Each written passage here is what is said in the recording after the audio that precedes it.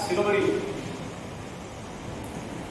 पूज्यपाद आचार्य लक्ष्मी जी महाराज उपदेश प्रसाद ग्रंथ के अंदर बहुत सुंदर तरीके से बात करते हुए उन्होंने कहा कि परमात्मा को जानने से पहले, परमात्मा को समझने से पहले हमें अपने जीवन के अंदर परमात्मा के उपदेशों को उतारना चाहिए, परमात्मा के वचनों का हमारे जीवन में हमें अंगीकार करना चाहिए, परमात्मा की आज्ञा का पालन हमारे जीवन में हमेशा होना चाहिए। उसके बाद में बात करते हुए कहा कि परमात्मा के अतिशयों को हमें समझना है, परमात्मा के अतिशयों को हमें जानना है, परमात्मा के अतिशयों को हमें समझना है और अतिशयों को जान के समझ के हमारे अपने आत्मा के अंदर धारण करके उसका चिंतन करना है। एक एक अतिशयों का चिंतन करते करते लक्ष्मी श्री जी महाराज ने कहा कि अगर आप परमात्मा के चौथे से अतिशयों का चिंतन करो, रोज सुबह शाम उठ के अगर परमात्मा के अतिशयों का चिंतन करें तो एक टाइम हमें भी संकेत की प्राप्ति हो जाएगी, हमें संगीत की प्राप्ति हो सकती है। यहाँ पर दूसरे नंबर जो बात करते हुए आज का विचार करना है। अब पहले सर्व समृद्धिदायक, सर्वगुण समय मुख्य और समग्र धर्म कार्य के मूल कारण स्वरूप यानी कि मुख्य कारण रूप समय दर्शन के स्वरूप की बात करते हुए यहाँ पे समझाने का प्रयत्न कर रहे हैं। उसके बाद आज हम जानेंगे समय दर्शन का स्वरूप क्या होता है, समय दर्शन कैसा हमारे जीवन में होना चाहिए, समय दर्शन की कैसे हमारे जीवन में प्राप्ति हो सकती है। लेकिन कहते हैं कि जीवन में समय दर्शन की प्राप्ति तभी होगी जब हम अपने जीवन के अंदर में परमात्मा की आज्ञा, परमात्मा के वचनों को अपने आप से कार्य करेंगे। कहते हैं कि बच्चा जब तक घूमने जाता है, बच्चा जब स्कूल जाता है, जब हम फ्लाइट में बैठते हैं, जब हम ट्रेन में सफर करते हैं, जब हम गाड़ी में सफर करते हैं, तब एक बात तय होती है कि हमें गाड़ी पे भरोसा होता है या ड्राइवर पे भरोसा होता है।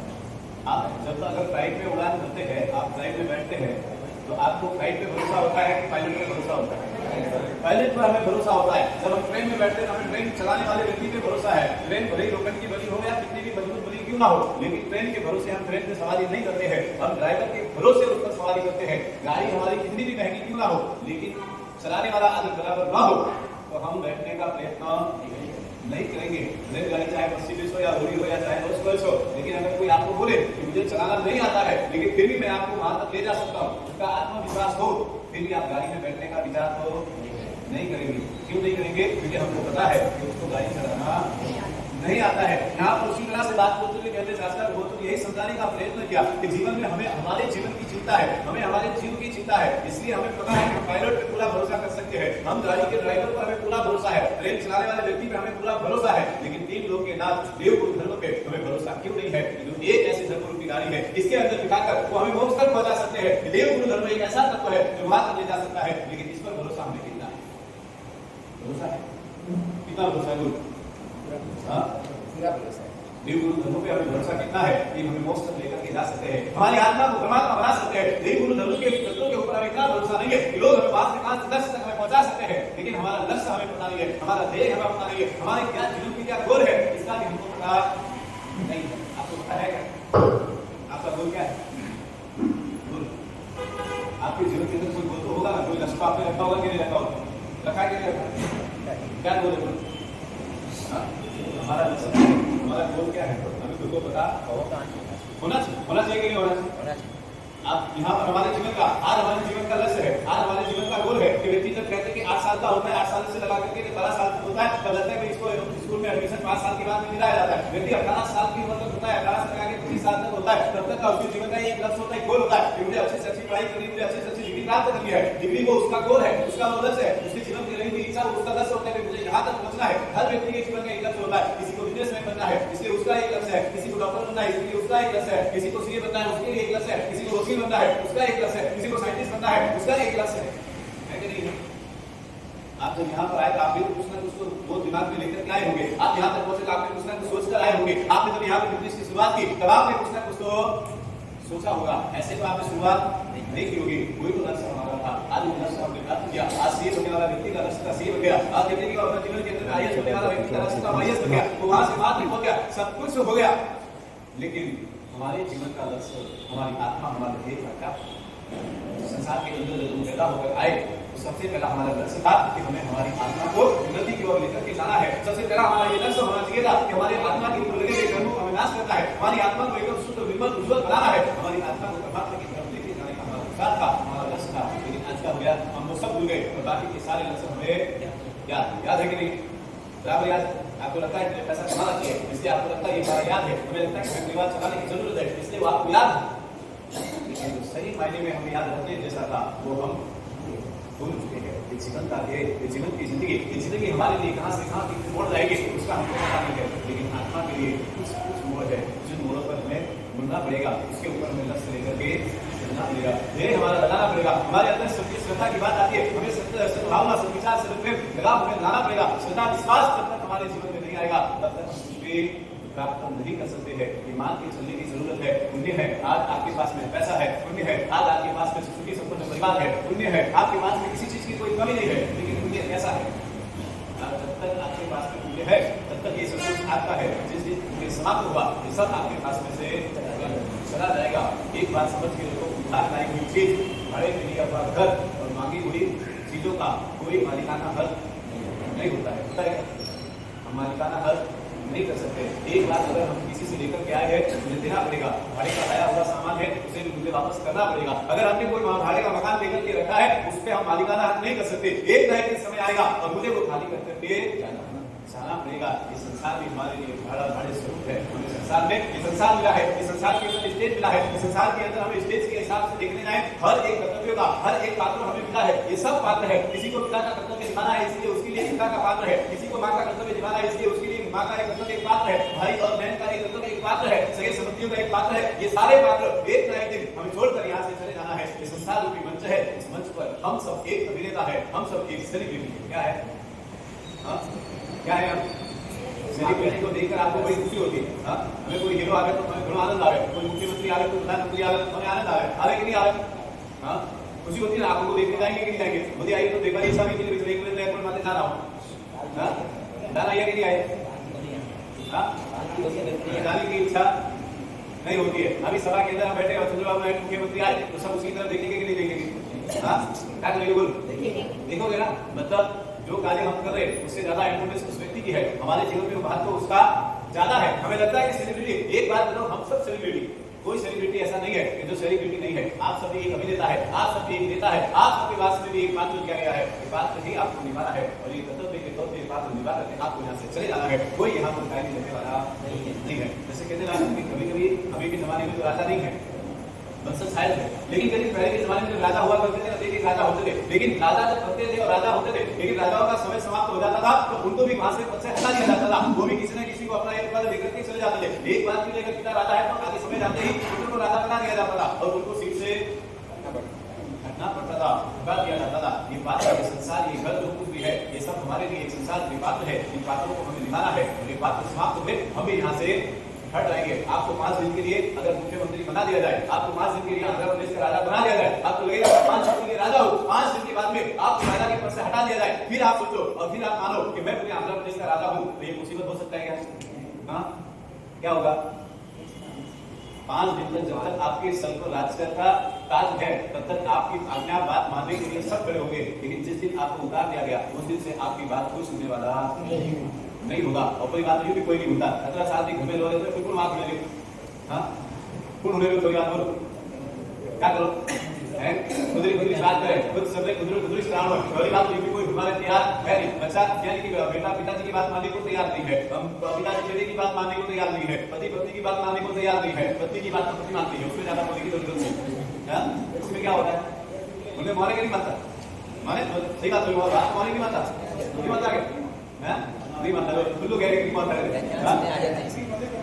हमारे जीवन में ये बात समझने की जरूरत है। भाई बहन की बात समझने को तैयार नहीं है, भाई बहन की बात मानने को तैयार नहीं है, परिवार के अंदर एक दूसरे की बातें हम स्वीकार करने के लिए तैयार नहीं है। यही संसार की दशा है, स्वार्थ में संसार है और ये स्वार्थ में संसार की यही दशा है। जब तक हम अपने आप में स्वार्थ में संसार को नहीं समझेंगे, फिर भी हमको लगता है कि परिवार हमारा है, फिर भी हमको लगता है कि लोग हमारे हैं, फिर भी हमें लगता है कि सब कुछ हमारा है।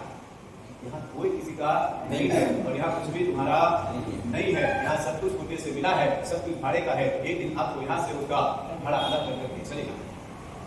भाड़े से लाई हुई चीज के लिए पैसे की देने की जरूरत पड़ती है। आपको यहाँ पे सब मिल रहा है, आपकी जिंदगी स्वरूप है, वो जिंदगी आपको कमाना है और उसका भाड़ा आपको चुकाना है। आपकी जिंदगी कहीं ना किसी तरीके से देना है। आज नहीं तो कल नहीं तो परसों। यहाँ पर बात करते हुए कहा कि बड़ी सुंदर सी बात करते हैं, रात द्वेष को जीतने वाले जिन कहलाते हैं। हम विचार करें और सोचते जाए, रात द्वेष को जीतने वाले जिनेश्वर परमात्मा जो रात द्वेष को जीत चुके हैं, जिन्होंने रात द्वेष के ऊपर विजय प्राप्त की है, ऐसे जिनेश्वर परमात्मा को हमारा नमस्कार होता है। ऐसे परमात्मा की आज्ञा, ऐसे परमात्मा की आराधना साधना करने का हमको मौका मिलता है। और जिन की बात करें तो 4 प्रकार के जिन की बात की। पहले नंबर पे कहा कि एक नाम जी, दूसरे नंबर पे कहा स्थापना जी, तीसरे नंबर पे कहा द्रव्य जी, और चौथे नंबर पर धाम। कितने हुए? 4। एक बार बोलो जरा। ये चारों चार जिनकी हम बात करें, 4 प्रकार की जिनकी बात है। यहाँ पर बात करते उन्होंने कहा कि 4 प्रकार के होते वो जिनेश्वर के प्रति यहाँ पर बड़ी सुंदर सी बात करने का प्रयत्न शास्त्र अनुवाद करे कि जिनेश्वर परमात्मा के वचनों के प्रति श्रद्धा हमारी कैसे होनी चाहिए, लेकिन जिन कैसे होने चाहिए, उनके प्रति, उनके शब्दों के प्रति, उनकी विचारधारा के प्रति, उनकी वाणी के प्रति हमारी श्रद्धा और हमारा विश्वास किस तरह से होना चाहिए, ये हमें सोचने की बात है, हमें समझने का प्रयत्न करना है। और वही बात यहाँ पर शास्त्र अनुवाद समझाने की बात करते हुए कहा कि जिनेश्वर के प्रति देवरूपी रखना तथा बहुत संसार होते, यानी कि खुद की आत्मा की मुक्ति करने की इच्छा जो खुद अपने आप में मुमुक्षुओं की बात करें, मुमुक्षु पुरुषों की बात करें प्रति गुरु की बुद्धि से जो दुर्गति ने गिरते जीवों का धारण करने वाले जिनेश्वर द्वारा स्थापित स्वरूपित जो धर्म है, उसके प्रति जो धर्म भावना और श्रद्धा भावना रखते हैं, वो सम्यक दर्शन। सम्यक दर्शन की बात यहाँ बताई, वही सम्यक दर्शन की प्राप्ति है। क्या सम्यक दर्शन की वो व्यक्ति जीवन में प्राप्ति कर सकता है? सम्यक दर्शन की मार्गदर्शन के मार्ग में आगे बढ़ सकता है। हम कैसे समझेंगे, हमें कैसे पता चलेगा? तो यहाँ पर कहा कि जिन धर्म के द्वारा बताए हुए धर्म के ऊपर, जिन धर्म के द्वारा परमात्मा के द्वारा कहे गए वचनों के ऊपर, आगम ग्रंथों के ऊपर निष्पल निशंका निशंक शंका रख करके, यानी कि बिना शंका के श्रद्धा भाव रखे वो सम्यक दर्शन प्राप्त कर सकता है, वो सम्यक दर्शन के लायक होता है। यहाँ पर उसे सम्यक दर्शन की बात की, उसे सम्यक दर्शन होता है, उसे सम्यक दर्शन कहते हैं। अब सब सम्यक दर्शन आपको तो प्राप्त हो चुका है, सब विशाखापट्टनम वाला सम्यक दर्शन वाला ही चाहिए, हाँ क्या बोलो? नहीं, एंगल सम्यक दर्शन वाला ही चाहिए, नहीं हो सम्यक दर्शन प्राप्त नहीं होगी। हाँ क्यों? चलो अपनी पूजा करो, आराधना करो, साधना करो, उपासना करो, नहीं करो सके? हाँ क्या शास्त्र हम यहाँ पर बात करते हुए समझाने का प्रयत्न करते हैं, परमात्मा के जिन वचन यानी कि जिन वचनों के ऊपर संपूर्ण श्रद्धा रखना, संपूर्ण विश्वास होना चाहिए कि परमात्मा ने जो कुछ भी कहा है मेरे लिए कहा है, मेरे को उद्देश्य लेकर के कहा है। परमात्मा ने गौतम स्वामी महाराज का नाम 1000 बार दिया, 36,000 बार दिए, 2 भगवती सूत्र की रचना हो गई, वो बात की बात है। लेकिन समझने का प्रयत्न करना है कि जब भी परमात्मा ने कहा है कि समय को बंद है, परमात्मा खाली गौतम स्वामी का नाम दिया है, लेकिन उद्देश्य सबके लिए था, सारे जीवों के प्रति उद्देश्य होता था कि हर जीव को ये समझना है कि हमें हमारे जीवन में कभी भी समय का प्रमाण यानी कि समय का बर्बादी हमें करना नहीं है, समय का हमेशा उपयोग करना है।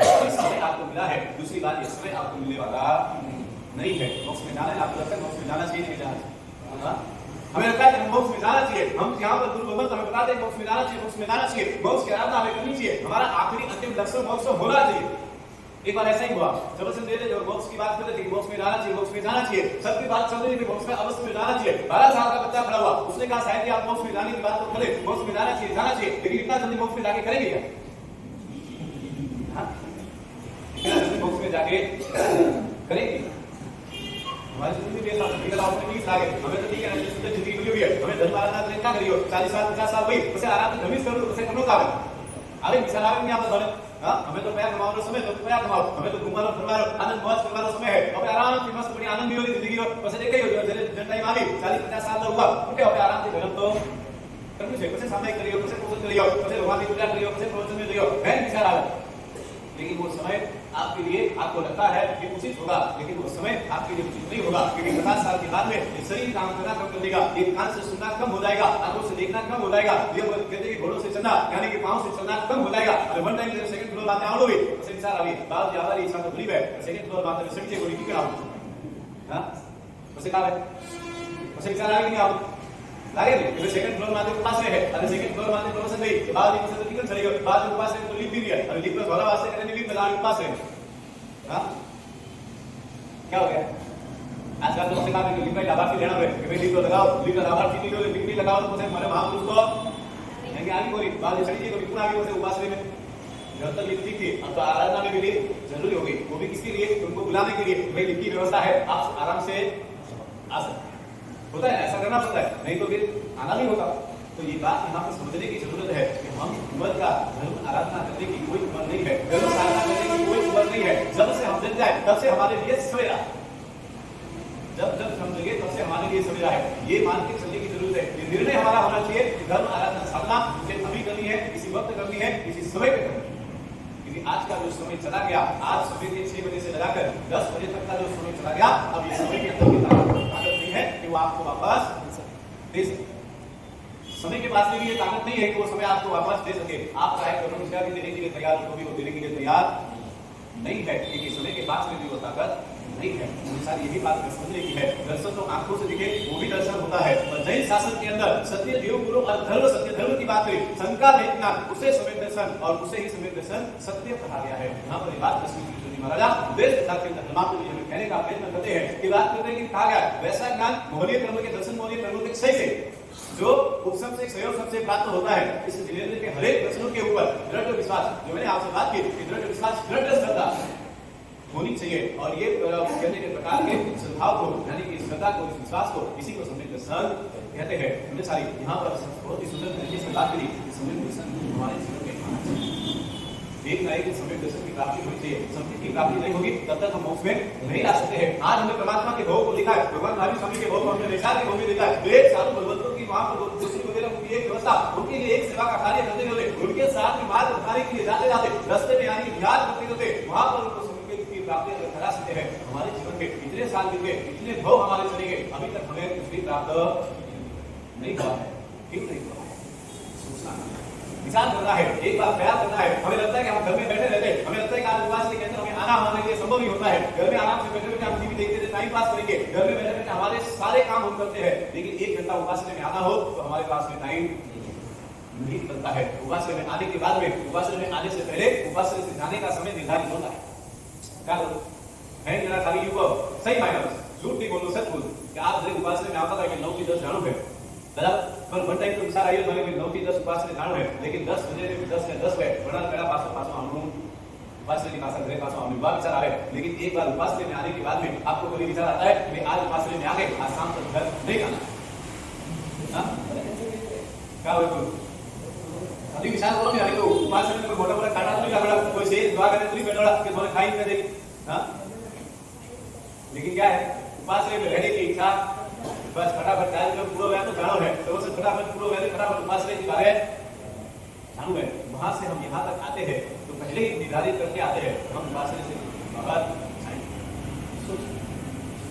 हमें चाहिए मोक्ष, हमें चाहिए मोक्ष तक पहुंचना है, हमारा लक्ष्य मोक्ष तक पहुंचने का है। लेकिन मात्र खाली 1 घंटा 2 घंटा 4 घंटा ये सारी आराधना उपासना करने से इतना जल्दी इतनी आसानी से मोक्ष मिलने वाला नहीं है। उसके लिए उपचार अवश्य करना पड़ेगा, अर्थात उपचार करना पड़ेगा। एक बार नहीं हजारों बार आपको बोलने पड़ेंगे, एक बार नहीं हजार बहुत उपचार आपको करना पड़ेगा, तब जाकर के हमारे जीवन में आएगा। संगीत की बात करते हुए कहते हैं कि समय राजकुमार थे, वहां पर राजकुमार की बात, वहां पर राजकुमार उनके जीवन के अंदर विमलनाथ प्रभु के समय की ये बात है। परमपिता परमात्मा विमलनाथ भगवान के काल की ये बात है। हस्तिनापुर नगर में वर नाम के राजा और उनकी धर्मपत्नी रानी प्रभावती नाम की उनकी धर्मपत्नी थी, और उनके सिंह स्वरूप यानी कि एकदम सौंदर्य स्वरूपवान, एकदम अद्भुत रूप लावण्यवान ऐसे ये सूर्य पुत्र रत्न को उन्होंने जन्म दिया था, जिसका नाम था विवाह अवस्था हुई। विवाह अवस्था हुई, समय के बाद समय बीतने गया, समय के बाद ये सारी परंपराएं तत्व के संसार के आज चलते को पहले भी चलते थे, और उसी तत्व में तो हर व्यक्ति हर संसार जीवन निभाता था। और वहां पर उनके पुत्र की आयु 8 साल हुई, 8 साल से 12 साल हुए, 15 साल हुए, 18 साल 20 साल तक हुए। और युवा अवस्था आने के बाद में सबने विचार किया वे अब राजकुमार तैयार हो चुके, युवा अवस्था है, हर कला में निपुण है, हर तरह से संपूर्ण है, इनके गुणवान संपन्न हो गए हैं, अब इनकी शादी कर देना चाहिए। शादी करने की बात हुई, शादी वहां पर रचाई गई, कुंडलपुर के वहां पर कहते हैं 8 को शादी हुई, और शादी के 8 स्त्रियों के साथ में उनका विवाह कराया, और 8 स्त्रियों के साथ में विवाह हुआ। उनके सब कुछ जो उनको दिया गया वो भी 8 ही दिया गया। उसमें कहते हैं कि आप विचार करो 8 करोड़ सोनिया से बने हुए सोने के महल उनको दिए, 8 महल संपूर्णतः सोने के बने हुए दिए गए। उसके बाद में कहा कि भाई 8 मुकुट उनको वो भी सोने के दिए गए, 8 जोड़े कुंडल भी उनको सोने के दिए गए, 8 मुंडावट उनको सोने के दिए गए, सभी प्रकार के रत्नों में वज्रासन वगैरह ये सब चीजें भी उनको दिया गया। सब कुछ पाने के बाद में सुखी संपन्न शांति से 8 स्त्रियों के साथ में उनका जीवन चल रहा, आराम से जीवन उनका हो रहा था। इतना सब मिलने के बाद में क्या होता है, आपको इतना मिल जाए बात क्या करेंगे? क्या करोगे? उपासना में तो आवे कोई मोरे दर्शन देवा दर्शन आवनारी आचार्य भगवत विराजमान है, महात्मा आदि विराजमान है, अपने कार्य बेड़ा निकला देना, अपने तो 8 करोड़ बढ़िया तो खुशी 8 करोड़ होना बोल बोली तो ઘણો વિગો હતો તો નહીં સમજતે કે હા એક વાર અગર પ્રોફેસર હતો તો કોઈ દેવ આપ પરમાત્માની એની ભક્તિ કરો હવે અને દેવ કોઈ ખુશ હોય અને ખુશ હોય ને મને 8 કરોડ સોના મોર દીએ અને સોના મોર બીજા પર પાછા જાય અને થોડા ભાઈ 8 કરોડ સોના મોર દીએ તો કોઈ થોડે પાસે કે વરે હા प्राप्त करने की इच्छा नहीं आवे एरो सबको है हाँ 8 करोड़ सोना मोहर मिलने के बाद में वापस आगे अब दूसरा जीवन में कोई धन संपत्ति नहीं चाहिए इसकी इच्छा ना होगी इसकी कोई गारंटी है हाँ इतना मिलने के बाद में भी हमको और चाहिए ये बात तो तय है लगेगा कि नहीं लगेगा इतना मिलने के बाद और ज्यादा मिले तो अच्छा है कम होने की बात मत करो बढ़ने की बात करो यहाँ पर सुखी संपन्न जीवन राज सुनागा आनंद में जीवन जी रहे अचानक एक दिन वहां पर ऐसा हुआ कि भाई एक दिन वहां पर ऐसा विमला स्वामी भगवान के शासन के धर्मगोस्वामी नाम के आचार्य भगवान का पधारना हुआ नगर के अंदर 500 मुनियों के साथ में वहां पधारे और वहां पे देशना प्रारंभ किए राज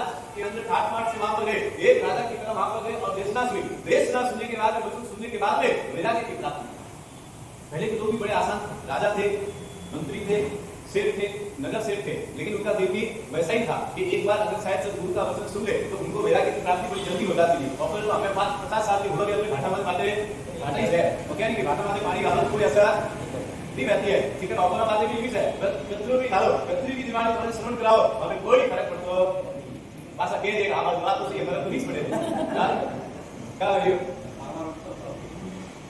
हमारे जीवन की यही दशा है यही संसार की यात्रा है इसी को हमें समझने का प्रयत्न करना है व्यक्ति के जीवन में कहते जब भी सुनते हैं हम सुनते जरूर है लेकिन क्या होता है हृदय में उतारते नहीं है इसीलिए हृदय में उतारने का अगर भाव है श्रद्धा विश्वास के साथ अगर हम अपने जीवन में उतारने का प्रयत्न करें तो सब कुछ हमारे समझ में आए सब कुछ उतरे आपका दिल कोई पत्थर का दिल नहीं है लेकिन क्या है हम कान से सुन तो लेते हैं लेकिन कान से हृदय तक पहुंचाने का काम नहीं होता है कहते हैं कि जीवन में व्यक्ति को उसकी पसंद दो चीजों में उसको बड़ा आनंद आता है दो चीजों में व्यक्ति को बड़ा आनंद आता है जब उसके कहे अनुसार हर व्यक्ति काम करे तो उसको बड़ी खुशी बड़ा आनंद होता है और जब उसकी कोई तारीफ करे तो उसको बड़ा आनंद होता है जब उसकी कोई प्रशंसा करे तो उसको बड़ा आनंद होता है आनंद रहे कि नहीं आपकी बात को कोई मान ले आपको खुशी होती है आपकी कोई तारीफ करे आपको खुशी होती है कहते हैं कि एक शराब का नशा एक ऐसा है जो दो तरीके से पिया जाता है एक शराब का नशा ऐसा है जो मुंह से पिया जाता है रात भर रहती है सुबह उतर जाती है और एक प्रशंसा रूपी एक शराब का नशा ऐसा है कि जो कान के द्वारा पिया जाता है लेकिन जिंदगी भर उतरती नहीं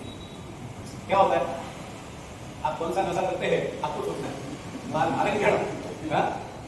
प्रशंसा का नशा एक ऐसा है कि कान से सुना जरूर जाता है पिया जरूर जाता है लेकिन जिंदगी भर उतरता नहीं है कोई थोड़ी दूसरी तारीफ करे तो आनंद आवे क्यों लागे कि खाना ले लो तो कोई आदमी नहीं लागे कितनी खुशी होती है आपको आनंद आता है और वही समझ अगर 10 दिन से पास करे बुराई करे तो पास होगा भी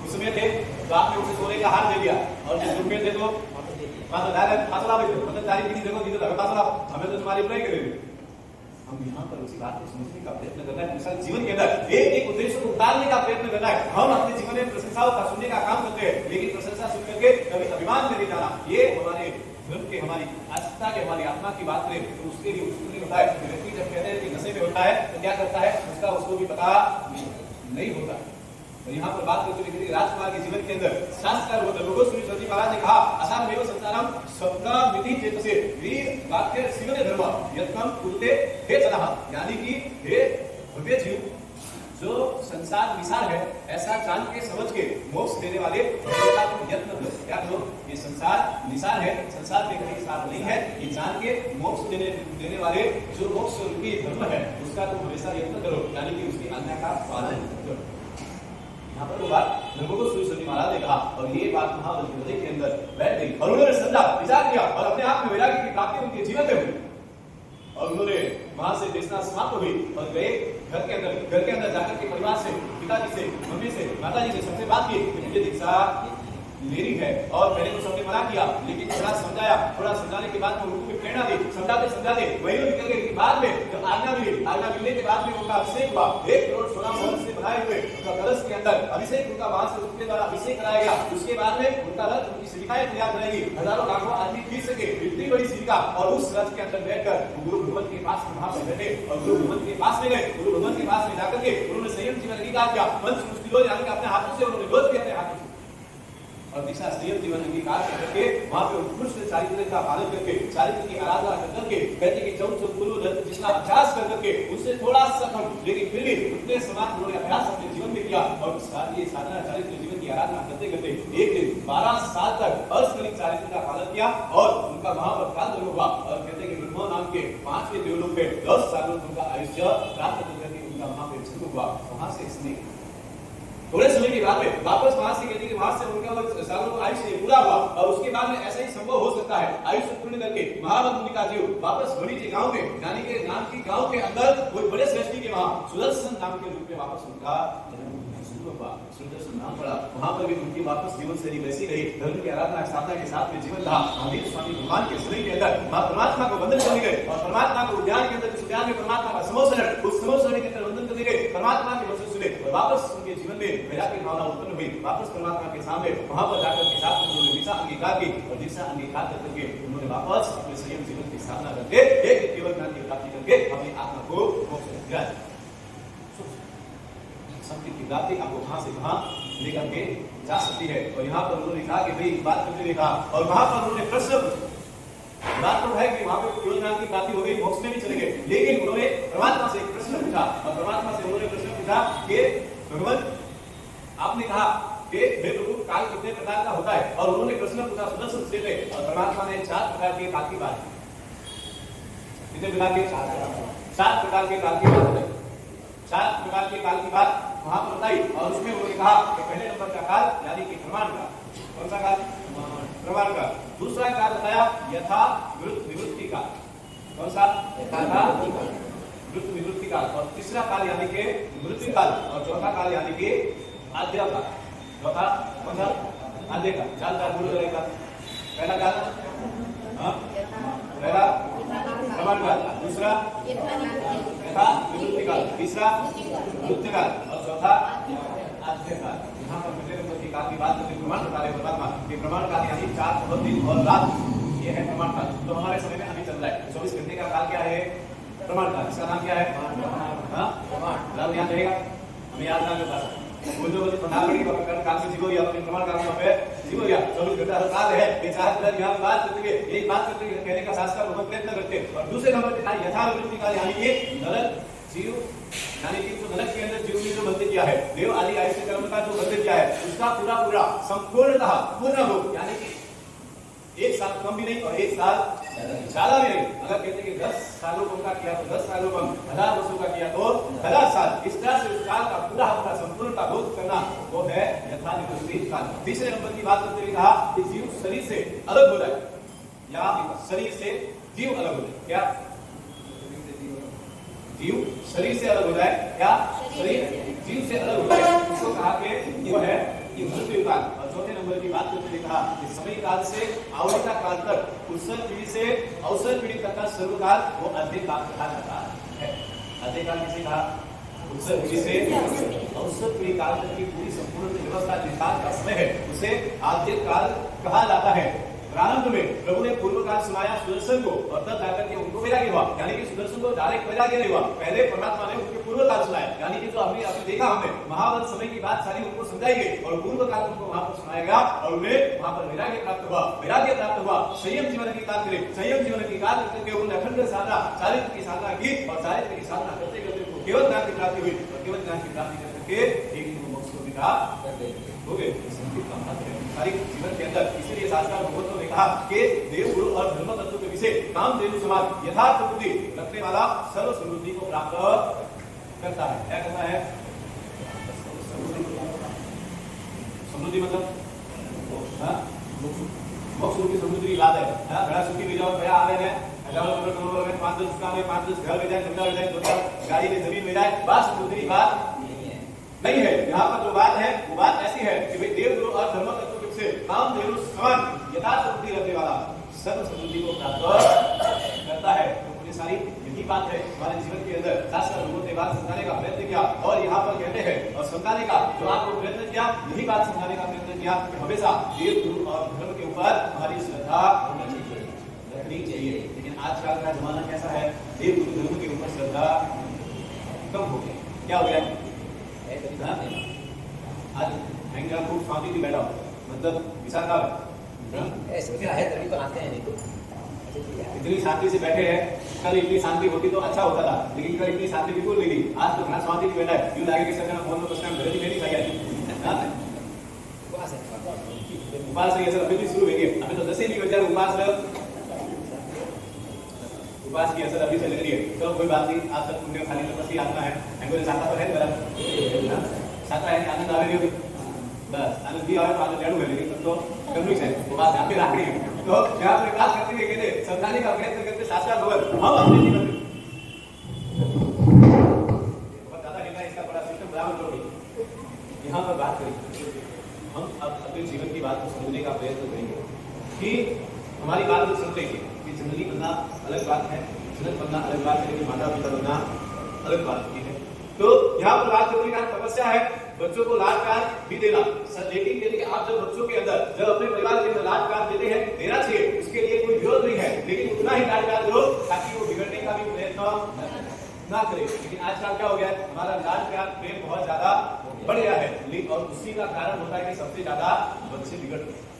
आज बिगड़ने का कारण वही है, आज 10 साल 50 साल 25 साल का लड़का आपकी बात नहीं सुनता है, उसका ये कारण नहीं है कि अब वो बड़ा हो गया इसलिए नहीं सुनता है, उसका कारण ये है आपने कभी उसको सुनने का प्रयत्न कराया नहीं है, इसीलिए आज वो सुनने को तैयार नहीं है। और ये घर की समस्या है, आपने पैसा दिया, दौलत दिया, बच्चों को मोबाइल दिए, लैपटॉप दी, गाड़ी दी, आप सब कुछ दे रहे हैं, मेरा आप दो, उसमें कोई विरोध नहीं है, जब मांगता है आप जब देते हो उसके लिए मेरा विरोध। जब जब उसने इच्छा की तब आपने उसे लाके दिया, जब जब उसे मांगने का प्रयत्न किया तब आपने उसकी हर एक इच्छा पूरी की, और बाद में जब बड़ा हो गया आपकी इच्छा पूरी नहीं कर रहा है, आपकी बातें को नहीं सुनना है, तब आपको लगता है कि मैंने गलत किया। लेकिन सिंपल सी बात है, अगर खेत के अंदर बीज डाले हो और चिड़िया चुके चली जाए, उसके बाद में हमारे हाथ में क्या कर सकते हैं? बात समझ में आ रही कि नहीं आ रही? आज हमारी ये दशा आज हमारे परिवार के अंदर हो रहा है। बच्चे एक बात समझ के रखो, बच्चों परिवार के अंदर जो बच्चे है ना, बच्चे वो शीशा है, बच्चे वो मिरर है, जो आप दिखाते हैं वही देखने का प्रयत्न वो करते हैं, जो आप करते हैं वही करने का प्रयत्न करते हैं, जो आप समझाते हैं वही समझने का प्रयत्न करते हैं। कहते हैं ना कि शीशे के सामने आप खड़े होकर के आप अपने आप को रोज देखते हो कि कितना मैं स्मार्ट लग रहा हूँ, मैं कितना सुंदर लग रहा हूँ, मैं बड़ी सुंदर लग रही हूँ, अच्छा मेकअप दिखाओ, आप सब रोज आप शीशे के सामने देखकर निकलते हैं, इस चेहरे को देखते हैं। लेकिन एक बात समझ के रखो, शीशा घर के अंदर बहुत ही सही आपका सही मेंबर है, मिरर आपका सही मेंबर है, आप जो होते हैं वही आपको दिखाता है, बिल्कुल भी झूठ नहीं होता है। आपने देखा है कि आप ग्रहण करो, जब आप शीशे को देखते हैं तो आपको विचार करना है, शीशे को देखो ना तो चिंतन करो कि आप क्या है, आप जो सामने है वही वो आपको दिखाएगा, ना आपको उसमें आपको कहने के अच्छे से अच्छा दिखाने का प्रयत्न करेगा, ना आपको काले से गोरा बनाने का प्रयत्न करेगा, ना गोरे से आपको काला बनाने का प्रयत्न करेगा। आप जो है जैसे है वैसा ही वो आपको दिखाने का प्रयत्न करता है। हम बच्चे भी हमारे लिए वो शीशा है, हम उनको जो दिखाते हैं वही वो सीखते हैं। हम बच्चों को क्या सिखाना चाहते हैं ये हमारे ऊपर निर्भर है। परिवार के अंदर हम कैसे संस्कार डालना चाहते हैं वो हम पर निर्भर है। मैं हमेशा एक बात कहने का प्रयत्न करता हूँ, कल हमने इतना सुंदर ये अध्यात्मिक यानी आधुनिक दुनिया के ऊपर हमने सारी चीजें देखी, आपने समझने का प्रयत्न किया, लेकिन कहते आज घर घर की कहानी है, 4 साल के बच्चे को बिना मोबाइल के खाना हजम नहीं होता है, 2 साल के बच्चे को चुप कराना है, मोबाइल देना माँ के लिए बड़ा आसान हो जाता है कि मोबाइल देंगे तो चुप हो जाएगा। एक बात बोले, मोबाइल देना ही जरिया है या उसे किसी और तरीके से भी चुप कराया जा सकता है। वो कहते हैं अपने पहला जीवन की कहावत है, पहला जमाना में कहावत कहती कि हमें देखते तो अगर गांव में एक कहावत होती थी कि अगर तू खाना नहीं खाएगा तो डाकू आके उठा के तुझे लेकर के जाएगा। कहती है बड़ी बार क्या था तो माँ बाप दादा जो पुराना बुजुर्ग है वाकई अच्छा वाले अंटाई जी को बात करता तो हमें भी दुनिया गया तो डाकू आगे तो खाने ले ले रात भूत आदमी खाने ले ले। मैं ये कहना चाहता हूँ कि कहावतों की परंपरा हमने चलती रहती है, लेकिन झूठ बोलकर उनको खाने खिलाने से अच्छा है उनको सच बोलकर खिलाया जाए कि वो खाना नहीं खाएगा, तेरी सेहत खराब हो जाएगी, तू खाना नहीं खाएगा, तुझे तकलीफ होगी, इसलिए तुझे खाना खाना चाहिए। मैं तो खा लिया और बच्चों मोबाइल चढ़ा मोबाइल दी तरफ अपने मम्मी सौंदर्य गुजरी बस्ती में बस है, पापा गुजरा गांव में बस है, बच्चों को मोबाइल में बस हो गया।